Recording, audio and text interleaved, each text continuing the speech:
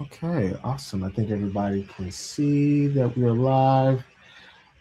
Peace, family. Professor Kojo Shishabaz to here this morning. We got our JML 1025 Tribal Jurors course. This is a class that we do basically in the winter and spring for the live sessions. And then obviously the other semesters is self-paced. But this is going to be a really, really good and important class for just fundamentals of becoming a jurist and how you can actually apply that in your own particular lives. Because you'll come across issues, you'll come across things where you do need to get results in your own personal life. And I think this is a good place to actually get started.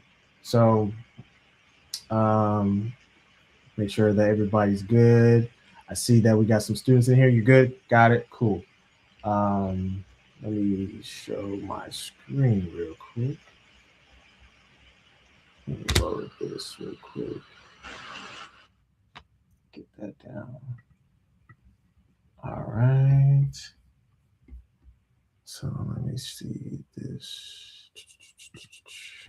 Share screen. Where is share screen? Share screen. Yeah, we'll just do this for now. Okay, cool. All right. So you should have seen the emails that went out this morning. Apologies on my error with the syllabus, but you should have the syllabus, the proper syllabus with the correct times: 9:30 a.m., 10:30 a.m., and the things that we're going to be covering. So this is the only class that we're going to do where it's live to the public, just to give them an understanding of what we do within our tribal jurisdiction, and just to give them a flavor of like how the course works with me being their professor. And so everything else, students have all the information that they need to know. So it'll be just as it is in the syllabus. The purpose of the syllabus, what is the goal and purpose? If if anything, I want y'all to be the best. I want y'all to be impactful in your communities. I want y'all to do everything you need to do to get remedy for you and your family, right? It's so important. I cannot stress the importance of reading the law, understanding the law, knowing what you need to do, how that works. Like, we'll talk about all that stuff. But more importantly, I want y'all to be able to take people through the process successfully, right? You'll get a certificate. Um, you'll have opportunities for partnerships with Shabazz Associates or just with any tribal jurors, right? That is in good standing.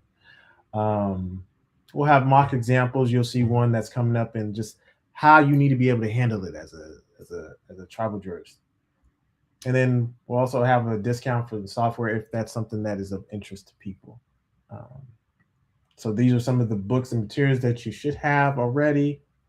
And then homework and quizzes, what you're going to be doing, right? So all the homeworks, all the links and stuff like that should be in your syllabus. And then these are the enrollment semesters for people who are just watching publicly. All right, jurist. This is somebody who is skilled and versed in law, right? You need to be able to communicate, read, and understand the law. That's jurist, tribal jurist 101, right? Ignorance of the law is no excuse, and so that the same thing applies within our jurisdiction, right? So if you don't understand the Constitution within ARNA and you think you're just going to blatantly bypass it, ignore it, violate it, and then you're going to say you didn't know, well, that's not an excuse, right? So your main job is going to be to bring people through the plebiscite successfully. Now, I know it says, there's other things down there, right? We're not going to talk about that publicly. So here's really the plan that you really need to grasp, right? Create a block vote operation within our political party, right? So that means we need to get people like you, jurors who are capable, able, studied, versed, to be able to fill certain positions within the U.S. jurisdiction. And then we need to get specific recognition that's going to further help what we have going on within ARNA. Obviously, we have institutions that have been built up. You can also participate in those institutions. That's really going to be helpful. Um, and then we need to be setting up systems that are going to help us grow our own food, have our own basically medical stations or medical buildings, our own system, basically a whole autonomous network, right? Where we're able to operate within indigenous culture, not the one that they have been preaching that it's Native Americans, the $5 Indians. These people are not even, anyway, we won't even go there. So the mindset that I need you to really, really grasp is you can't be lazy. Like it's easy, but it's also hard at the same time. In the sense of you do need to read. You do need to make sure you're understanding the process from A to Z. You need to be accountable.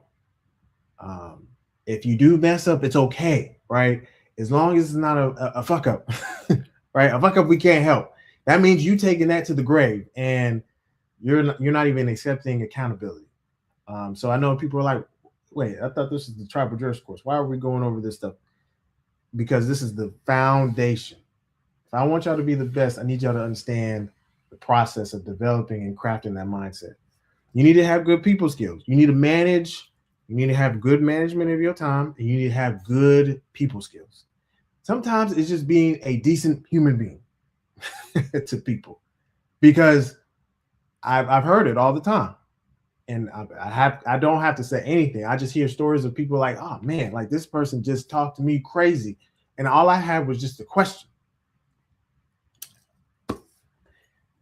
You need strong human will. So that means like if you feel like you're falling behind, right? Manage your time better, push through. If you don't think you understand something, ask questions so that you can get better understanding, right?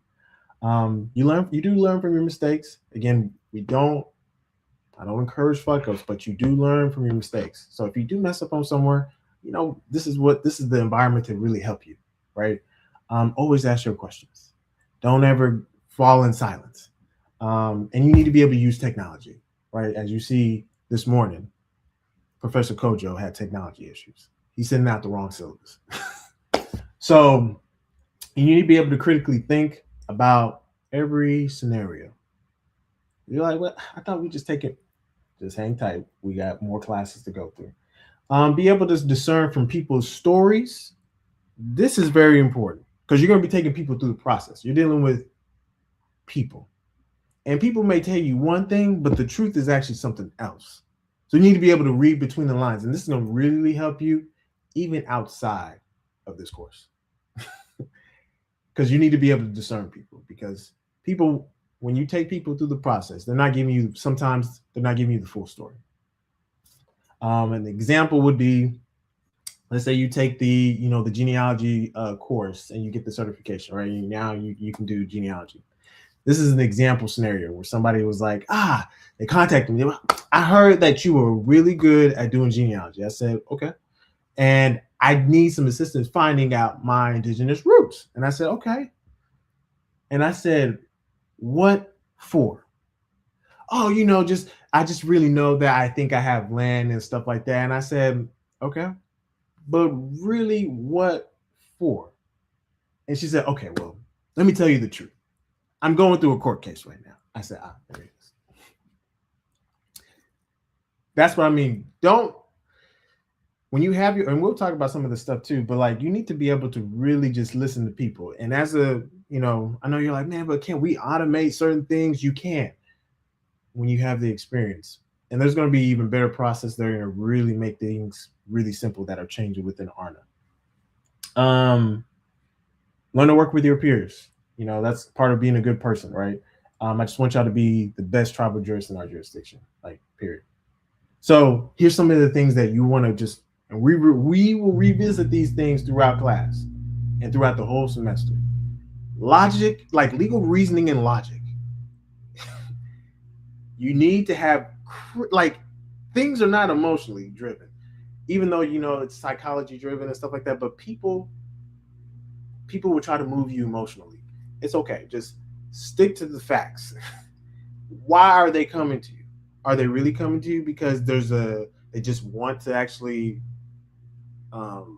protect their assets and stuff like that, and there's nothing that's pressing them? Or are they really have something that's pressing them and they're trying to mask it and use ARNA as a safe haven? That's important, because ARNA is not a get out of jail free card. And that's something that needs to be engraved in your mind. Understanding when the law applies and when it does not apply. So whether you're going through personal situations and you're reading the law, you need to understand when does the law actually apply and when it does not. And also that applies within our jurisdiction. Statutory interpretation. Courts live and die by this interpretation, if you don't know. One word can change the whole thing, how it reads. So you need to read every word. That's important. Procedural mastery. This is where most people lose.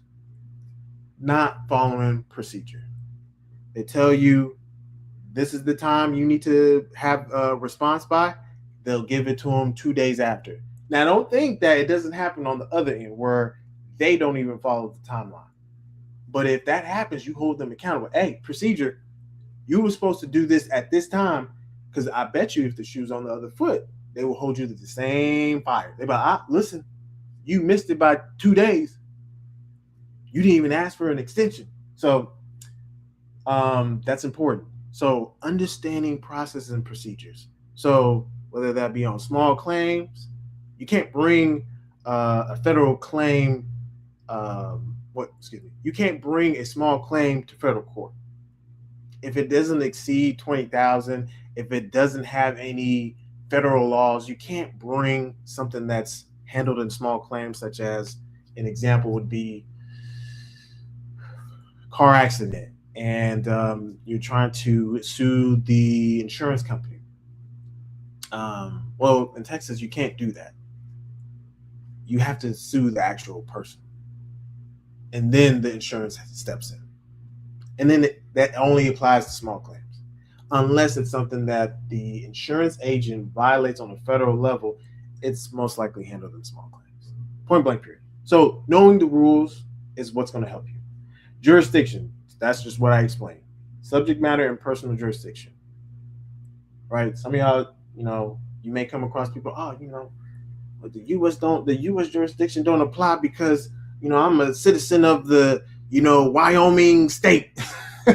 You'll hear this. You'll hear this from people. You need to educate them saying, okay, well, what landmass are you currently in right now? That's all you got to ask. And if they say, well, Wyoming, where's Wyoming? The United States. Done. They're not like, and we'll talk about sovereign citizens and stuff like that, because this is what your job is, to make sure that you educate people properly. We're not sovereign citizens. Client management. You need to be able to manage your client flow. Don't forget about people that you started the process with that, maybe didn't finish, but they wanted to, get it done ASAP, but for whatever reason they fell off. Always make sure you have yourself organized. Make sure that you sent the appropriate funds to where it needs to go. This is very important. Relevance and admissible. Like, there's things that are really just considered hearsay. And so you need to know what is considered hearsay and what is actually exceptions to the rule. There's a difference. Legal ethics and professional responsibility. You as a jurist need to be professionally responsible, and you need to have your ethics in check. That also means you need to hold other institutions to that same standard as well, if you're going to be interfacing with them to get specific remedy. That's important. Like that, there's no getting around that. Like some of these entities will try to they'll try to hopscotch and say, oh no, it's not required. Oh, I don't have to do this. I don't have to. They hold to the same standard, even though they try to wiggle around it.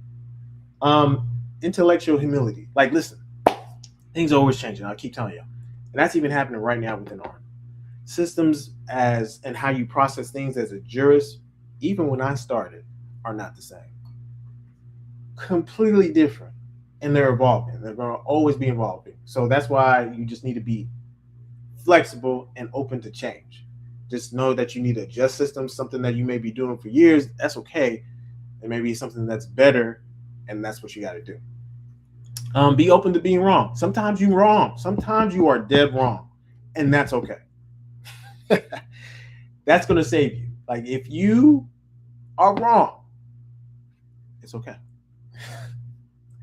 But don't think that you are above being wrong and perfect and that. It's okay. Sometimes you make an error. Um, the psychology of decision making.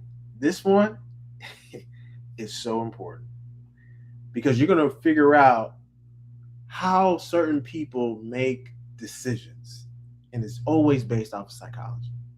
Sometimes there's money involved. Sometimes there's specific groups of organizations that they have to maintain a specific image. So, I know, like, and I won't even go into details, but like maybe you're dealing with a government institution that deals with loans, the so-called government entity, but they're really not. They're just a private institution. Anyway, you're going to be dealing with stuff like that. You need to know how these courts make decisions. If you go back to the beginning, we talk about when does the law apply and when it does not. That's it. That's all you got to remember. And then just understand that technology, AI, is actually here to assist you, not the other way around. Again, just going back to being a decent human being. All right. Your core responsibility. I know I keep drilling this into your head. I know you're like, but what about the other stuff, Professor Coach? It's a public class. Taking people through the ARNA/IPA process. Whenever you're ready. I know some people there's some people who I remember I went through the same class as them, and it took them years before they started having the courage to take people through the process. And that's okay. But just understand that it's your responsibility to make sure that you follow instructions from A to Z, because here's what happens when you don't. Jurors get, start stealing, committing acts of theft, breach of contract. Some of y'all may have seen this email or this post. This is a real thing. And why I'm so hard on students that are coming through this class is because you too just need to make sure that you take the person through the process properly, you finish it, you've done your job, and you keep an accurate record. I'm spending a lot of time here because I don't want you to go through this class and say, hey, I went through the whole course and I didn't realize how it was that serious to take people through the process properly. That means even when you're dealing with people's relationships, like they're courting, and that you need to make sure that they fill out the rites of passage portal, that it's on record, all that stuff. They're filling out the intake. Okay. They made the payment. You made the payment. I'm just telling y'all. Okay. This is a big deal. So I want you to understand to make sure that you have your house in order. That's important. If you have your house in order, usually the money thing is not really an issue.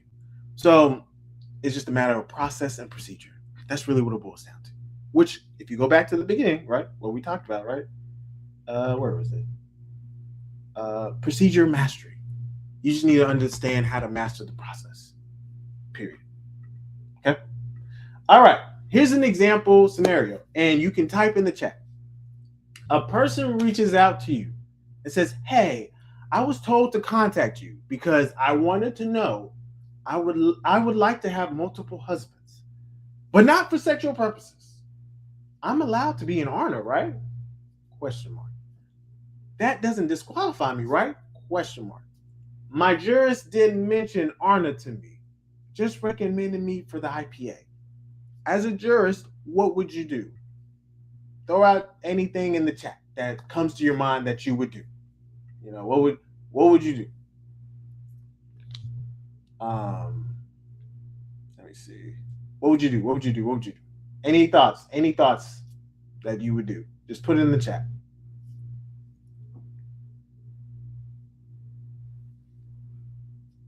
How would you handle that scenario? You like, is this a real scenario, Coach? This is a real scenario.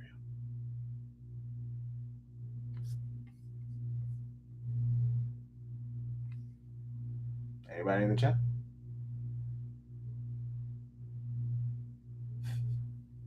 I know. that's a good response. I will go back. I will refer back to you. Right. So here's a real scenario.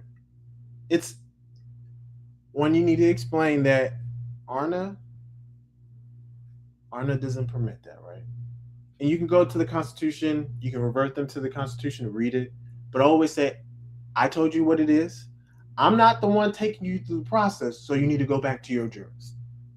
And then after the following, you would inform the other jurist that they mentioned, because you're going to ask, well, who is your jurist? And then they'll tell you, and then you just you reach out to that jurist, say, hey, I got a phone call for whatever reason, I don't know, but you need to explain what's going on with that. I have no involvement with that, but I'm just giving you the proper notice. And that's the best way to handle that properly, because you're not their jurist. You've explained what's the law within ARNA, and then you ask who's the jurist is, and you contacted that jurist and said, hey, you probably need to reach out to this person. Maybe you need to explain this. There's something going on. They think that they can be in ARNA, but it looks like they can't be. And they're talking about you didn't explain that, you didn't even know, they didn't even know ARNA was even offered. So, it's stuff like that. It's just basic communication. You're like, man, people management is what I'm trying to stress to you. All right. The world and the system will try to ridicule you. I know some of you probably have seen this before, but like, people will think that this is a cult. People will think that you're not Native American in the sense of how they define it. They say go back to Africa, your booty scratching, whatever. I mean, like they'll say stuff like that, and it's crazy. Like there's people who are holding on to this narrative because they don't want true Aboriginals, Black Americans, to really be aware of who they are. They say, no, go back to the narrative where you're from Africa. It's literally the narrative. So keep that in mind as you're, taking people through the process. I'll skip that for now. ARNA. Why ARNA has self-autonomy. We didn't give up individual sovereignty for recognition. Like most of these Native American, Asian, European tribes, they gave up their sovereignty for money, for recognition, all the stuff, right? Which is why they're able to do what they do. But they are subject to what? Tribal jurisdiction in the sense of the U.S., right? They're like, yeah, you got to do whatever we tell you to do.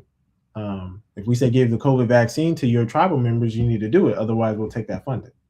So that's something that ARNA hasn't done. We haven't given up our individual sovereignty. So when you're explaining what is ARNA to people, it's a tribal government for the so-called Negro, Black Americans, the true Aboriginals of this landmass of North America. The nation has its people, just sanguineous, right? That's the people, the land, right? And then, or the bloodline, excuse me, and then just solely, which is the land, right? Some people have not even left this, like their lineage has never even left this landmass. But yet the narrative is that, oh no, you were brought here as a slave. Your descendants were brought here by slaves, and therefore from Africa, therefore that's what you are. And that's basically that's how they classify it. The founder is, and the current chief is Amaru Shiali, right? That's very, very important to understand. And this government is only for, again, Aboriginal Americans with that lineage, just solely and just sanguineous, right? You can be married into it. You can, but definitely not for Europeans. It's not for any other. I'll tell you that right now. That's what if they're Mexico or whatever, that's what the IPA is for. If they're from Jamaica, that's what the IPA is for. Puerto Rico, IPA, right? No Asians, no Europeans. So we talked about that. All right, so this document you can find in the protocol manual. This is the formal recognition by the United States from the Department of State. Right. This plebiscite from ARNA was formally recognized by Condoleezza Rice. This is not a made up document. This is a public document. It's been out there forever. And you can find it in the protocol manual. So you see where the Secretary of the Commonwealth, Pedro. So I just wanted to show that. And then here's the information. It used to be known as ISIS, but formally now it's ARNA/IPA. So that may come up as a question. Who is ISIS? It used to be International Society of Indigenous Sovereigns, right? But now that has been changed to ARNA/IPA, which is Indigenous Political Authority, right? Okay. Non-federally recognized tribes, and what are some of the barriers? Right? This is something that you need to understand, but everyone has the right to self-identify by international law. So, and everyone has a right to nationality. So the fact that they either are contradicting or going against that or breaking the law by saying, no, little Negro or Niglet, like you are African is crazy. But this is what they do. They said, you're from Africa. Or they tell people all Black people are from Africa, which is like crazy. So, and no one should be literally deprived of that. But this is what they're doing. They're violating international law. But it's a small group of people that has perpetuate this narrative. That's really the issue. And when you start telling them that's not true, here are the facts, here's the documentation that actually we ruled this world, and here's evidence of it, they start flipping out.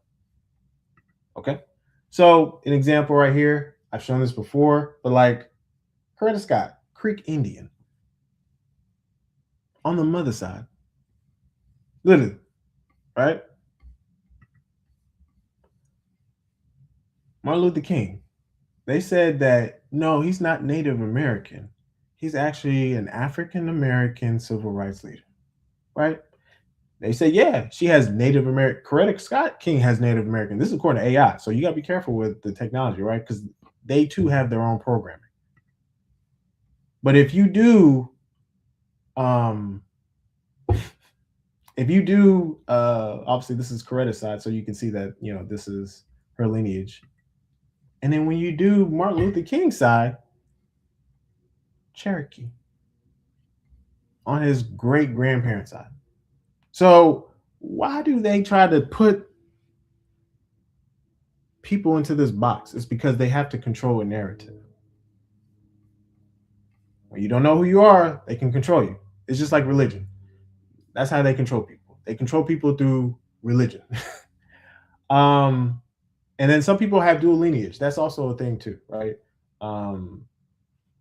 Just keep that in mind. So you'll deal with people who do have dual lineage. They may have somebody who was from, Jamaica, and then they had somebody that was literally born on North America, and they'll have that's dual lineage, right?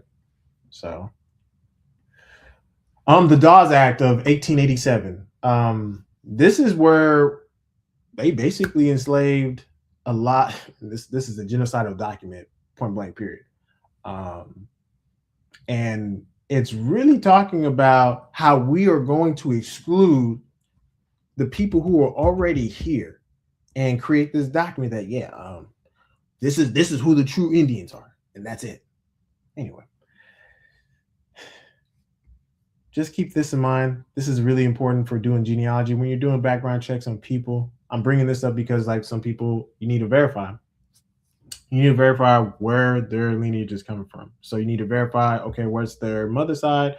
What's their father's side? That's part of some of your duties. So you just need to make sure that everything checks out. So that's why talking to the people when you get taking them through the process is a good thing in the very beginning, because you're going to need to know, okay, I think this is where they need to go. And then you explain to them why. Political genocidal terms such as Black, African American, these are all misnomers, right? And it's even been proven that when you go to like areas of Texas, New Mexico, Arizona, Nevada, California, they talk about seeing Black Indians. And this is like one of the old documents right here that you can see. Maybe if I can zoom in. Um, right here, let me see if this is big enough. Yeah, I'll show you a better document. Okay, wordplay that people get caught up on.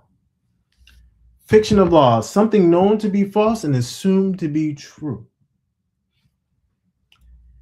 This is happening all the time, and you need to understand that if you're going into these rooms, these systems, these courtrooms, there's going to be a lot of fiction of law in play. They're going to know what is false, but they're going to assume to you that it's true. And if you don't object to it, or if you don't call it out, they're going to be like, hey, it's true, right? You didn't object to it.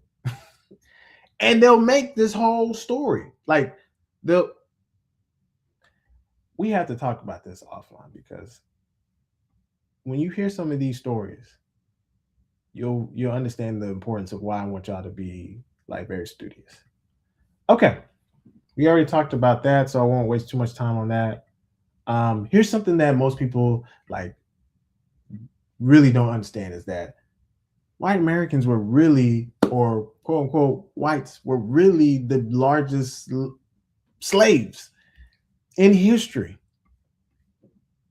This is never taught in school. This will never be mentioned. This doesn't even get broadcast, right?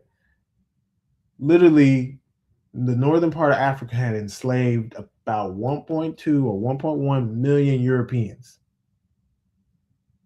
Enslaved. But you're never going to hear that. You're never going to hear that. So all we have to do is just do the same. We just keep pushing out the truth, the facts.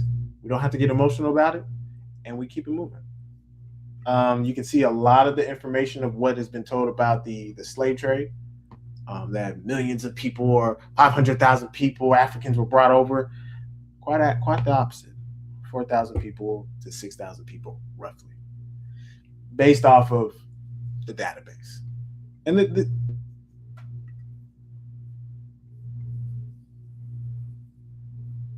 so, all right. Here's the thing of how we got here. We had colonizers of all shapes, sizes, colors distort the facts of history.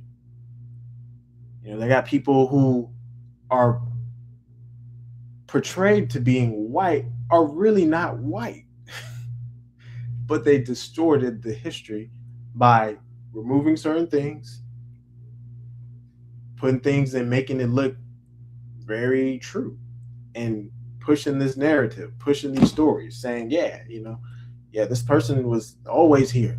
Like, no, these group of people really came from that continent, and we have all the documentation.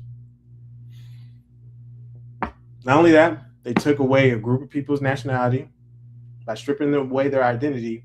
They don't know who they are, right? And that's where you come in. That's where you help people realize, okay, yeah, this is the true history.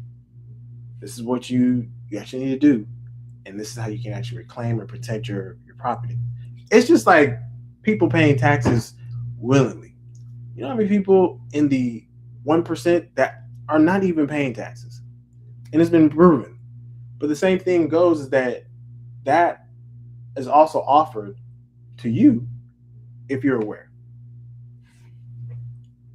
Colonizers, culture appropriated from true Aboriginals globally. Like I keep telling you, some people that they portray to be European, white-ish, pale, not even that. So here's some treaties of examples that they violate, and they just continue to violate all the time. Like the Treaty of Delaware, the Treaty of Fort Pitt. None of these things were honored. They were violated, right? Here's an example of rewriting history. Lewis Howard. He was the creator of the light bulb, not Thomas Edison. But let history tell you, they said Thomas Edison is the one that did it. Okay. All right. Here's some legal definitions that I'm trying to tell you. Black, not of Hispanic origin. A person having origins any of the black racial groups of Africa. What? And this is still the same thing that they use, that they force us to check. Allegedly force you to check. Hispanic, a person of Mexico, Puerto Rico, Cuban, Central, South American, Spanish culture, regardless of race. What? It's crazy. American Indian, a person having origins of any of the original peoples of North America.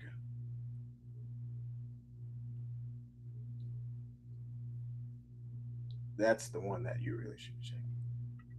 All right. This one is a really funny one to me. This is why I keep showing it. This is literally a paper from a faculty member talking about blackness as a disability. I want y'all to read this. Just check it out. It's free to download. But it literally is describing how being black, this, that, and third in the court system is a disability, because these people will continue to do all sorts of things to remove your rights, strip you of your rights. But yeah, I mean, that's what they're going to do because you don't know who you are. So download this. It's good to have, good future reference. Maybe you need to use it as a fact of law, whatever journeys you may be on. But it's good. It's a good read. The 14th Amendment. And we're going to talk about some of these pivotal things that really have impacted things. But the main thing that I want you to really pay attention to, where is it at? No. Yeah, here it is. The validity of the public debt of the United States authorized by law, including debts incurred for payment, pensions, bounties for services, and suppression, insurrection of rebellion, shall not be questioned. That means you are a slave as a 14th Amendment, and you can't do nothing about it, and you can't question the public debt of what we got going on. No matter what. So would you want to be a 14th Amendment? Probably not. Because really, they're treating you as an artificial person. So here's how they do it, right? They negotiate your rights through ignorance, right? They even do it from infants. That's why they issue out, these birth certificates or force people to take birth certificates. You're not required to if you are part of a tribal jurisdiction that has the documentation, that has all these things established. It's not even required. You can do a record of no birth, call it a day, still get your Social Security, still get a passport for the child, good to go, right? But they do this all the time. But most of the time they do it through the rest. So here are the Eurasians that we keep talking about that are claiming that they're from North America. When you literally go back and do their genealogy, they're from Euro-Asian places, but they won't admit to it. They're like, nah, we the true ones. These are the people that are clawing on to the identity of being a Native American. They're like, nah, we the ones that was here. Okay. All right. Here's some legislation and cases that I want you to pay attention to. We're going to talk about the Dred Scott case. This is a case that even lawyers that are even politicians currently. I had a politician. I'll tell you a short story. I had a politician literally come to my folks' house, and he was like, "Hey man, I want y'all to vote for me. This, that, and the third. Because I'll be sure to take care of the community." He was Hispanic. I'll be sure to take care of the community and da da da da. And I was like, "Oh man, that's cool, man. Like you, what party you with?" He was like, "Yeah, I'm the Democrat, and I'm the House of Representatives." Blah blah blah. I said, "Oh man, that's cool. That's cool." I said, "I have one question for you." I said, "You say you want to take care of the community, right? But how are you going to address one major thing that is pivotal, which is the Dred Scott case for quote unquote blacks, African Americans, so-called Negro?" He was like, "What you mean?" He's like, he was just waiting to hear what I had to say. I said, "Listen, the court ruled that Americans of African American or African descent, whether free or slaves, are not citizens." And I said, "If that is the case," he said, "Listen, I already know where you're going." He said, "This is one of the dark things that I learned when I became a lawyer." And I said, so how are you going to address that? I said, what can you offer that's part of your plan that's actually going to remedy that we're actually going to have rights? We're going to be able to do things in peace without having to worry about, being murdered in the street, this, that, and that. I just wanted to see just his response. He said, I don't have an answer. I said, then why are you here? I said, I think we're done then. He said, wait, before you go, just take my number. Maybe you may change your mind. I still would like y'all's support, blah, blah, blah. I said, okay, that's cool. It's fine. But like, if you don't really have a solution, right? What narrative are you really selling? Exactly. Another one, we talked about the 14th Amendment, right? This is the citizenship that they supposed to be giving you citizenship with the 14th Amendment. But really, they put the whole, I guess, systematic, a blanket approach on everybody, not just on blacks. Even though they already did it already with the Dred Scott case, the 13th Amendment, right? That's supposed to abolish slavery, but really, it was just a new form of slavery, right? So these are just some cases, some legislation that I want you to pay attention to, just to be aware of. But really, the Dred Scott case, the 13th Amendment, the 14th Amendment, right? So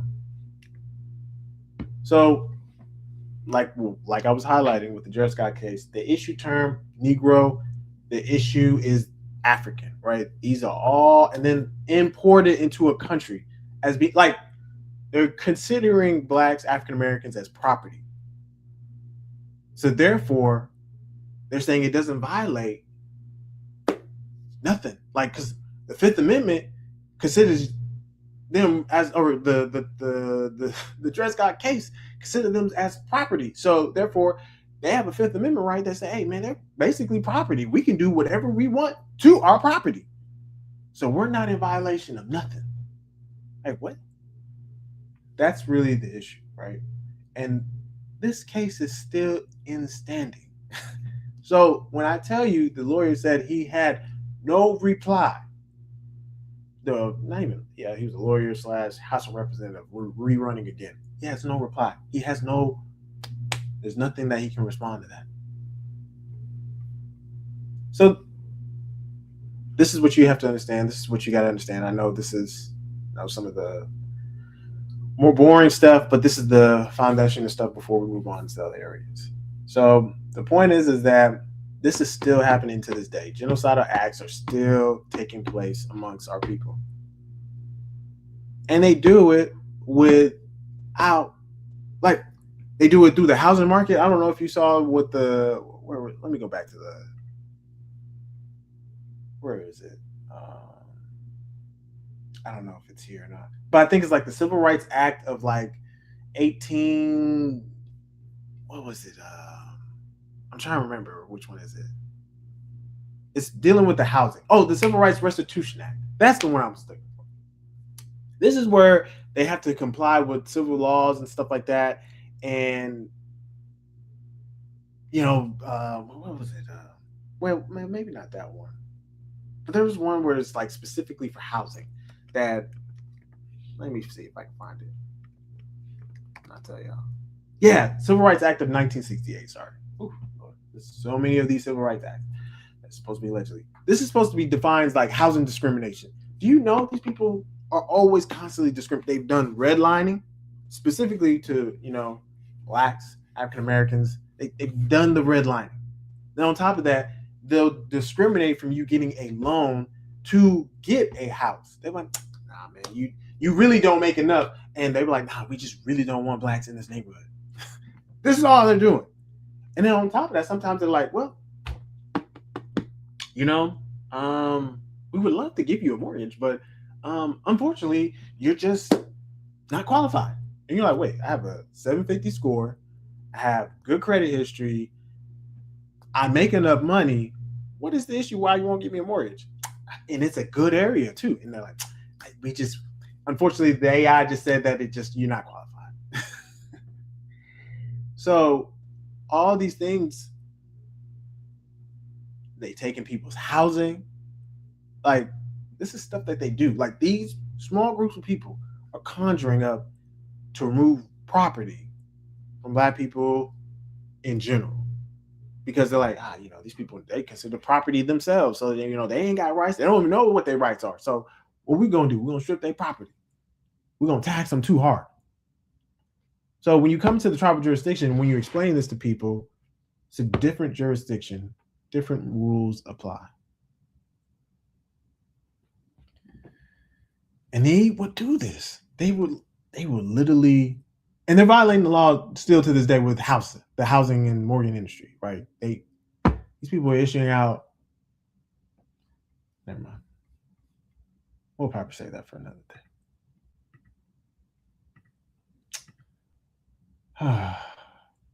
Here's just something to just note of that just keeps getting documented.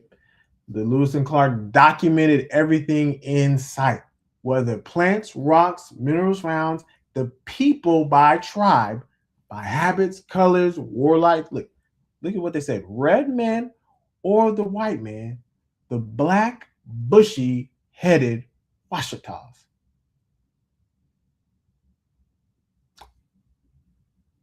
Not red man, not the white man, but the black, bushy-headed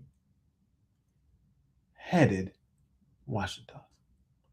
So it can't be, where is my image? It can't be these people. I just look at their head. It don't look bushy. You know what bushy look like, right? Like we don't. Maybe for the public, I'll just do this one for one time. One time for the one time. Let me see if I can pull it.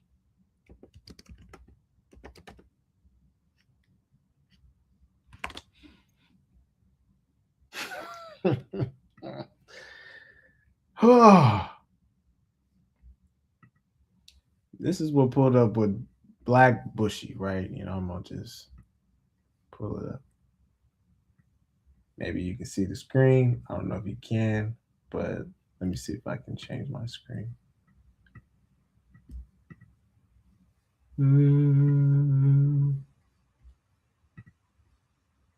Let me see. I'll stop sharing that, and then I'll share this just as an example.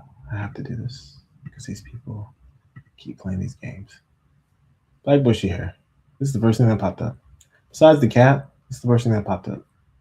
So we can't be playing these reindeer games. So let me go back to the class to get y'all out of here on Saturday.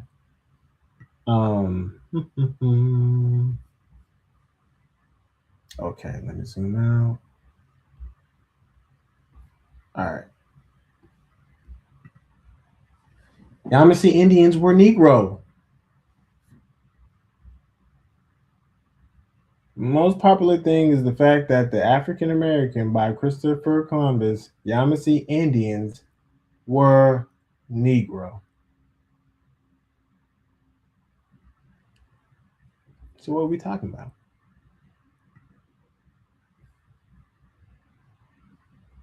Just more documentation that the Aboriginal people of North America were Black. All right, so here's something that you need to understand that's happening. You probably will see this not probably, but you will see this on Sunday. You should have received a link, or you will be receiving a link as far as, the chief addressing the nation on Sunday. And really, this is part of the process that we're going to be going through, that's happening right now, is that an entity underneath ARNA is going through a process of recognition. So that's being done currently. So you can see the documentation that's already been initiated and started. Here's the big thing I want you to keep in mind. People who remain as the status of 14th Amendment, whether it be Negro, African American, whatever, I sometimes don't even know what people, sometimes they call themselves white, will be wiped out. They're already being wiped out. A good portion of it got started in 2020, right? And you already know what it is. It starts with the C. Technology is here. It's also wiping people out. So if you don't know, that started literally last year. AI, right? Automation's been, happening at a rapid rate as well. So you could go into store and they'd be like, go self checkout, and there'd be one person there in case if something happens. Otherwise, you go into self checkout. They got Flippy the robot, so they cook. A robot is cooking your food. You need to really be people who are choosing to be independent, meaning you're not working with groups of families. You choose to be kind of by yourself, isolated. You're gonna be in trouble. Um, they're gonna be the first one. You're gonna be the first one targeted. People in Arna who continue to start families and gain skills and work on code will win. 100%. That's not that's not changing. Starting cities, actually owning cities as families, major. Real estate, land, main key. Literally, if you don't own it, you don't control it. And if you put it in tribal jurisdiction, that even further creates a separation. Because now you're talking about literally a reservation. And we'll talk about that definition and how that actually applies in a later class. But literally, when you have a tribal entity that owns a property that's tax exempt,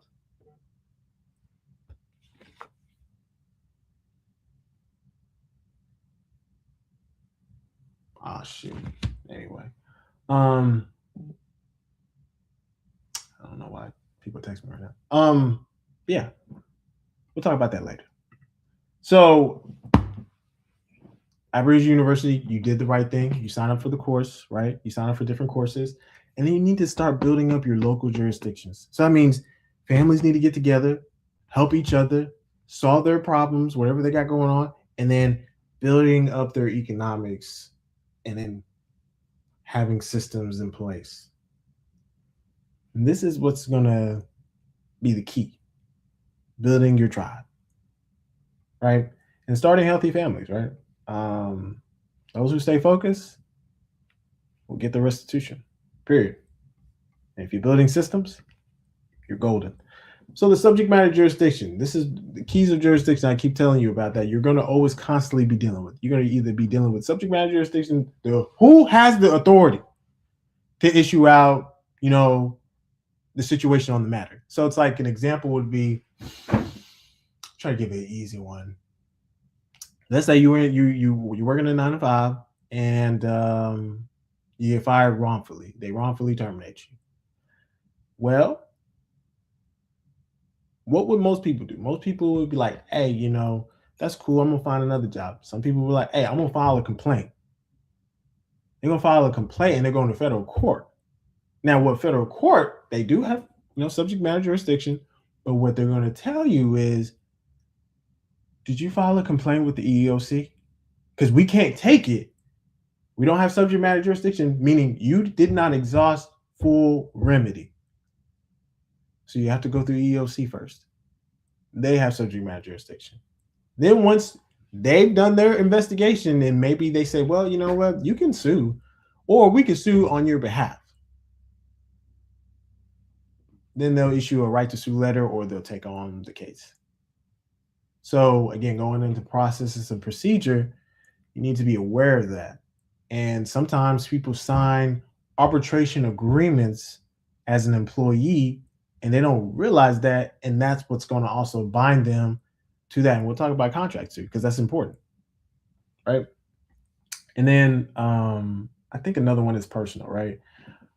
Personal jurisdiction. That's basically authority over a person, right? Regardless of their location. So regardless as a jurist, ARNA has personal jurisdiction over you, right? That means you can't just go out here and do whatever you want to do. You're held to a contract. So ARNA has personal jurisdiction and subject matter jurisdiction over you first. Keep that in mind. So I have to explain that. Don't be going off wandering. Here's the thing that I think a lot of people need to be aware of. Throughout human history, slavery has been implemented against many nations in different forms. So you're seeing that being happening right now with all these different systems of automation, AI, work, job, music industry. It don't matter where it is. Slavery of some sort has been implemented, right? And the fact that whites were brought here as slaves by Moors is really the the flabbergasting issue. Like, it's like, whoa, they were. But that's not the narrative that they've been telling you. They say, nah, you were brought here as slaves. Quite frankly, it's the opposite. Slavery in reverse. All right. Here's an example scenario. We won't spend too much time on this, but I have to just kind of walk you through it just because this is a real thing that may happen. You're like, is this a real scenario, Coach? This is a definite real scenario. A national calls you telling you they were raped, tortured, and declares for national emergency. National is requesting all branches of government to get involved and go where they are at. I will tell you how to handle this situation. Listen, this is a crazy scenario from the jump, right? So you would need to contact NJS. You need to contact just the head key people, right? And let them know, hey, I don't know why this person is saying all this stuff, but something is happening that you may need to investigate, right? You can sit, you like, hey, I don't have to be involved, but if you need me to be involved as a witness to what they told me, I'm just letting you know. And then they'll find out whether it's an emergency or it's just a cry for help or they're crashing out. And in this scenario, what I'm describing to you, this person was literally crashing out. None of the stories that they were telling were real. They got all branches of government involved. It was wild. It was crazy. You may come across people like that. You just need to be aware how to handle it. That's all I'm saying. So we can skip that. All right. Oops. So you have your homework, right? Just need to read the manual, the legal maestro, section 1-6 of the book. Also, I need you to read pages of the honor protocol manual 1 through 20. Right? There's no actual. I think the homework link should be in the syllabus, if I'm not mistaken. If not, then it's the next class period. So yeah, it'll be next class period where there's actual homework. So that's kind of your homework for now. I think this will be a good start. And let me make sure I cover this. So here's like a summary for people who are considering being a jurist, want to investigate how to be a jurist within our tribal jurisdiction. You need to be able to think clearly. You need to be able to read precisely. Like, you're going to be reading the Constitution, and you need to really understand what it is that you're reading. You're going to be reading the protocol manual, which is about to be updated. You need to understand how to read it and be able to communicate that precisely. When you're dealing with people and you're dealing with scenarios, you need to be able to think clearly. Like, okay, I see the facts. What is the best move for judgment?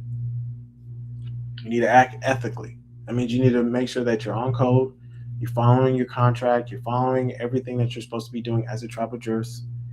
You're going to the think tanks. That's your continuing education. That's how you stay up to speed.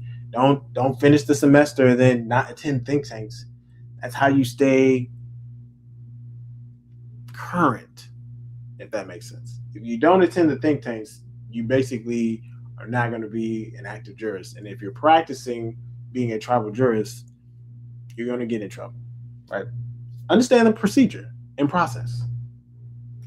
Once you see what the new process looks like and how to take people through the process, that's important, right?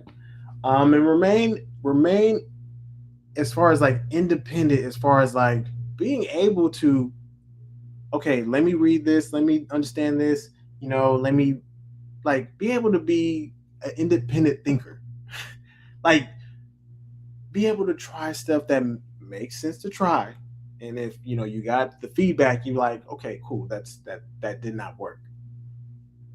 But you don't want to be so like, you're like, man, I'm dependent on what the next step is. It's like, if we show you how to operate as a jurist, how to be successful as a jurist, you know what you need to do. Take some action. And then just make sure you respect all the whole legal system. People coming in here and they're trying to like, I don't respect the law. I don't this, that, and the third. I'm like, okay, man, listen,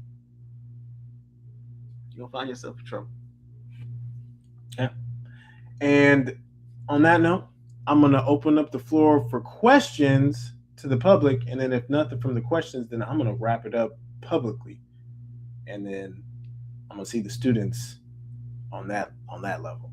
So I don't think I see any questions publicly. So I'm going to end this live.